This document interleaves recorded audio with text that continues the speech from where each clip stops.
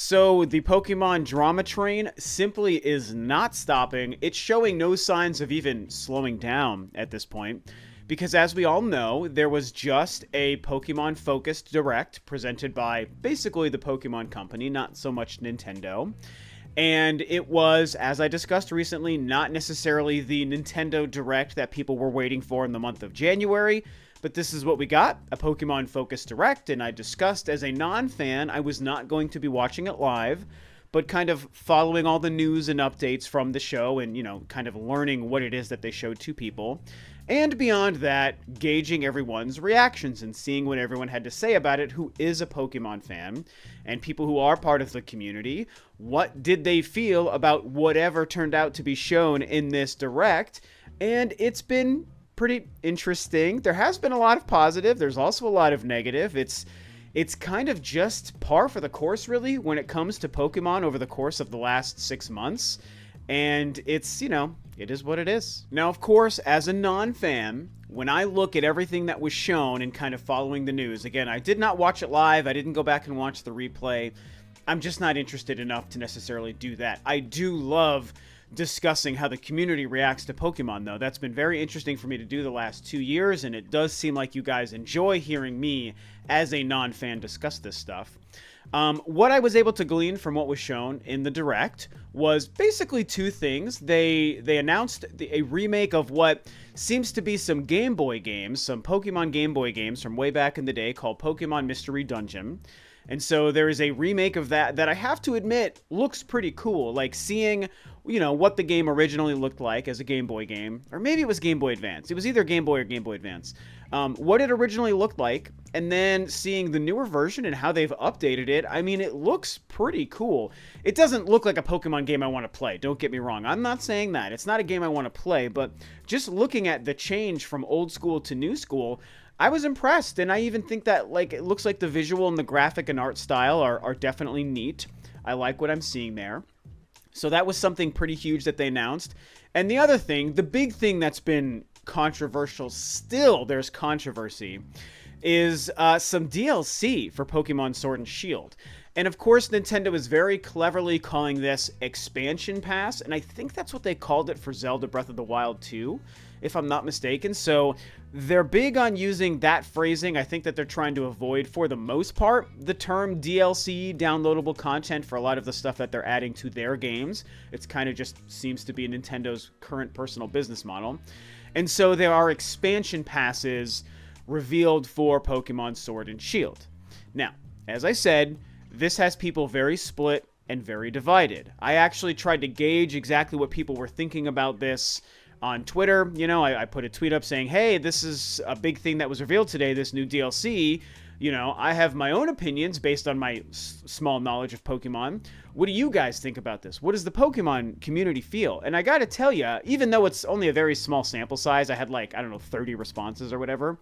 The vast majority of responses just on my one tweet was pretty darn positive. It was actually almost exclusively positive, the reactions to this, and I found that pretty cool. However, it should also be noted that there is also a lot of anger, and there is a lot of people who are upset about this and don't find this stuff to be very good news for reasons that I'm going to get into. And what's really funny is my last video, which was about the Pokemon Direct, the day that it was announced, some people have shown up on that video now since the Pokemon Direct happened, and whereas on Twitter I was seeing almost exclusively positive responses to my inquiry, on my video, in the comments, the couple of new comments that have shown up since the Direct are all almost negative. I mean, people seem pretty mad. Somebody was like, I am fuming about this. This is the worst news I've ever seen about Pokemon, or something to that effect.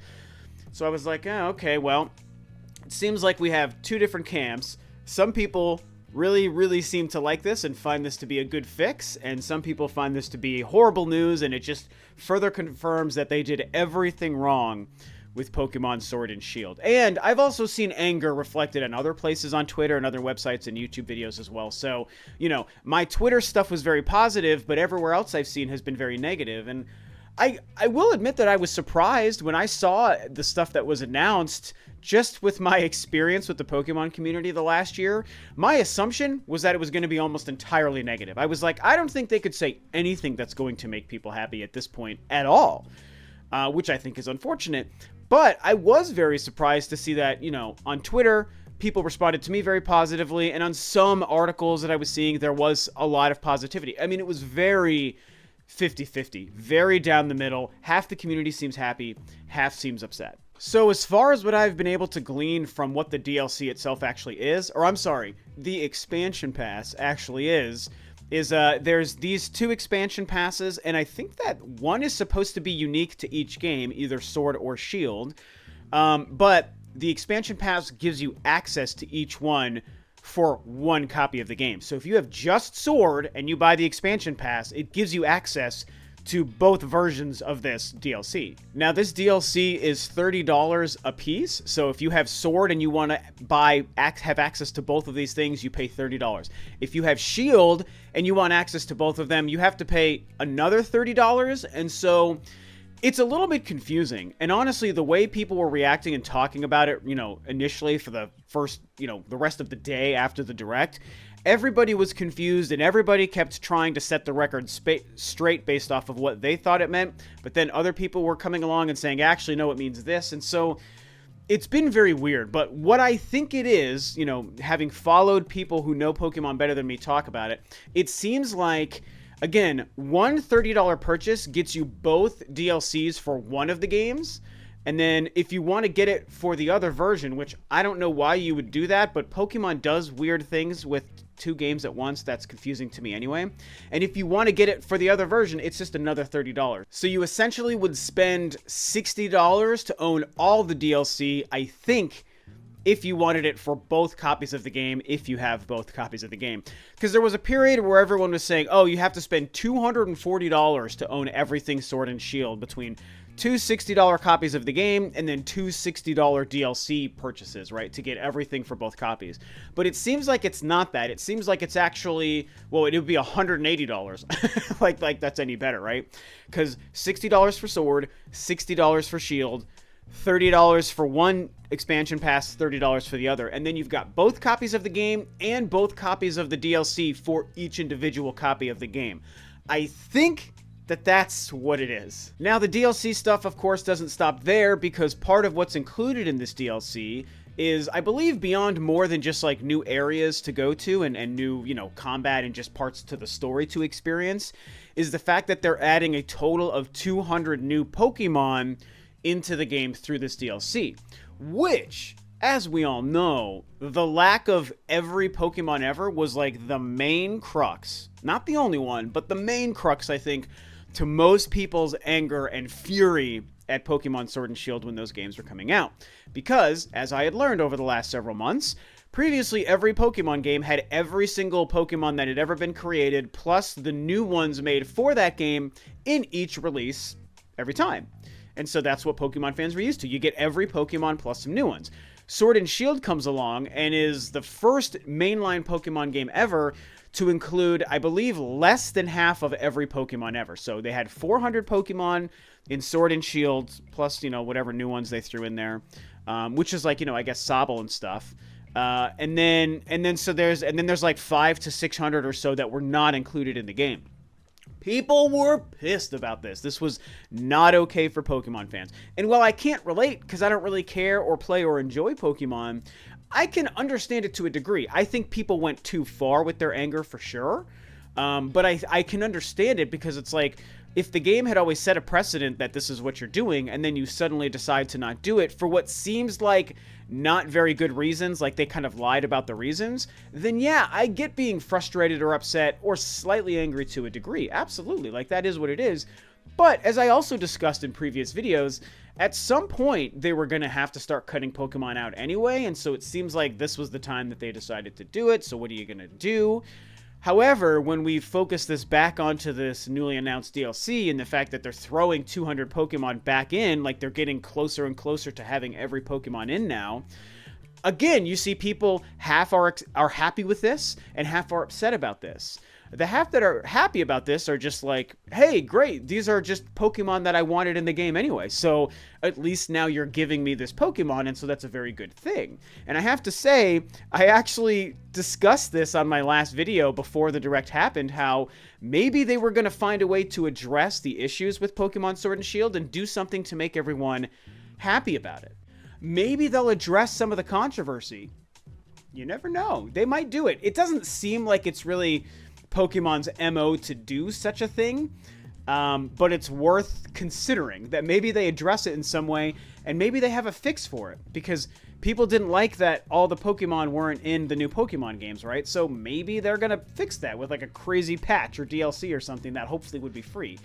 You know, probably not likely, don't get me wrong. I understand it's not likely, but, you know, 2 days before the thing happens, I don't know, we might as well at least consider the fact that part of what they're going to do is maybe try to address the controversy to try to quell some of the issues, and maybe they can promise a better future for Pokemon. So I think it's pretty interesting that they did that and that it's making some people happy. But the other people are not happy about it because they're seeing it, and I kind of side more with these people, believe it or not. I normally really wouldn't, but I do side with them here. They see it as the fact that they just kept 200 extra Pokemon behind this DLC paywall. And it's like, oh, suddenly we're starting to understand the real reason you kept Pokemon out of the game. It wasn't for the reasons that you lied about publicly. No, no, no. It's about the fact that you wanted to keep Pokemon out of the game so you could sell them to us later as DLC. And it's like, yeah, that's kind of shady, you know. Based on what I learned, how the precedent was that there always previously was every Pokemon, to suddenly do it now and not include them all just to sell them for $30 to everybody down the road, yeah, that's maybe not the best way to go about things, you know, at least for the franchise of Pokemon as I've come to understand it through the release of Sword and Shield. So we're just at a situation where, you know, I find it interesting that this Direct happens. It seems like it was a pretty good Direct. I do think overall people were happy with it, but obviously the information that came out, some of it was very positive, and it made a lot of people very happy, and it quelled a lot of the anger out there. But it also reignited some of the fury of some other people. So I don't want to call it a wash, but it does kind of just, you know, keep us at ground zero where still people have issues with Pokemon, and Pokemon is not making people happy for the most part. It does need to be acknowledged that a lot of people were swayed from the side of anger to the side of being happier and more accepting. And I can't stress to you enough that tweet I made that had like 30 responses. I mean, I was shocked. Every single response that was coming in is people who were happy about it. Some people were like mutedly happy, like saying stuff like, it's not necessarily the best thing, but it could have been a lot worse, and so I'm happy to see them doing some positive steps. You know, some people had that response, but other people were just like, this is great. This is everything I could have wanted. I'm so glad that they heard us and they're trying to fix the game. I mean, this is better than making a brand new game to throw this stuff in. I would rather them do it as DLC. Like, and as far as the mystery dungeon, I haven't seen many people talk about that. They have a demo that they released on the eShop for the Switch, so that's pretty cool. I think that's just going to be a game that's fine and people like it, and I'm sure it's going to sell very well, and so that is what it is. So yeah, man, I've just been watching this Pokemon stuff from the outside. Yes, I picked up a copy of Pokemon Shield to try for my first ever game, and it has not been blowing me away or impressing me much at all. So I think I've really just learned that I was never meant to be a Pokemon fan. I'm never going to be a Pokemon fan, but I have nothing against it. I only want to see it do well, and I definitely only want to see it make fans happy. I'm way more excited about that than seeing the drama and seeing it make people upset. Granted, it gives me great stuff to talk to you guys about because I do enjoy discussing a franchise I'm not invested in so thoroughly. And again, you guys, every single time you seem to like it. So that part is good, but I don't love seeing people pissed and yelling and screaming, you know, justified or not justified. I'm not even talking about that aspect. Just in general, I don't like seeing it. It's not great. So I would rather Pokemon be good and do good things for the fans, just like I want the franchises I like to be good and do good things for me. Like, that's what I want, so I want it for you guys as well who enjoy Pokemon. So that's the situation. That's the story about this Pokemon Direct and the DLC and what I've seen as an outsider looking in as far as people's reactions to it. So, of course, I need to hear what you guys think. I know almost all of you guys are Pokemon fans. I'm like the only non-Pokemon fan on the planet, I think, anymore. So, how did you feel about this direct? Were you very angry, as some of my YouTube comments were showing me? Or, like on Twitter, were you pretty happy about it? Or do you rest somewhere in the middle, dissect it as Pokemon fans? I want to hear you talk about the goods and the bads of everything going on here. And do you think Pokemon is saved, or do you think that it's screwed forever now and it can never be fixed in your eyes? I mean, yeah, I want to hear what you experts out there have to say. And so with that, this video is a wrap. Thanks, of course, as always, for tuning in, guys. This is Rob of Roll to Review, and I'll catch you next time on another video.